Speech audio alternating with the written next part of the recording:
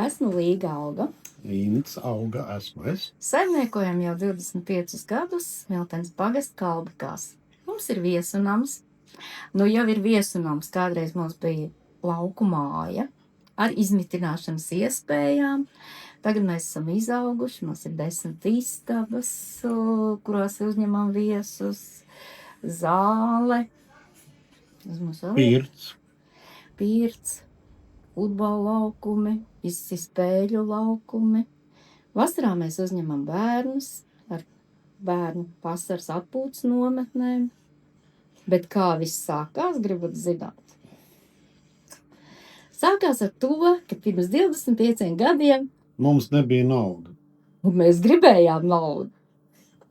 Un tad mēs sākām šķirstīt žurnālus, jo žurnālos raksta visādas labas lietas un bildes. Un tad mēs sākām aptvert, ko mēs mākam, ko mēs protam, un kā var nopelnīt lielu naudu. Un kurš negrib lielu naudu? Bet nemaz jau tik daudz to lietu nebija, ar ko pelnīt naudu. Tad mēs sākām braukāt pa Smilteni un meklēt tukšas mājas. Jā, tukšas mājas, pietiekami lielas, lai pietiktu mums, mūsu bērniem 3. Maniem vecākiem. Un vēl kādus mēs varētu uzņemt, varbūt. Laikā pirms 25 gadiem ļoti attīstījās turisms. Lauku turisms. Tad, kad mēs viņu nopirkām, un tad, kad sākām attīrīt no visām padomu paliekām, tad mēs sapratām, ka tā būs mūsu vieta, un mēs no šīs vietas neatkāpsimies nekad vienalga kā. Ko vēl mēs varam? Nu, vairāk pakalpojums, bet tas ir tas mūsu mērķis izglītot, jau izglītot bērnus un pieaugušos gan šajā jomā, gan vienkārši, Izglītot to, ka ne katram vairs mājās ir saimniecība, kurā skrien pa pagāmu vistas, lai bērni to neaizmirst un redzētu, kā dzīve ir laukos, vienkāršā vidē, lai zinātu, ka vistai ir 2 kājas un zirgam ir 4 kājas un trusītim ir mīksts pūkains palviņa un to varētu arī pataustīt. Tas laikam un lai neuzdot jautājumus, kāpēc šīs vistas nav piesietas.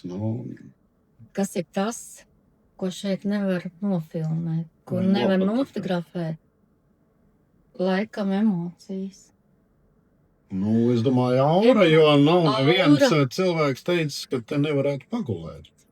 Es nezinu, varbūt viņi mānās, bet īstenībā ļoti priecīgi cilvēki uz jautājumu, vai viss kārtībā, vai viss izdevās, kā viņi atbild ar jā, un man jau nekas cits neatliek kā ticēt tam. Tā ir tā mīlestība pret cilvēkiem, kuru nevar nobildēt. Es domāju, arī tieši senatnīgā ēka, kura ir nodota eksploatācijā 1900. gadā, varbūt, ka tieši tas senatnīgums vai tā aura, ko atstājis ir saimnieks, izbūvējot, viņš ir ļoti tradicionāls, nevis tradicionāls, bet inovatīvs bijis, jo viņam arī tad jau bija govi kūts ar dzirdnēm un kanalizācija koka.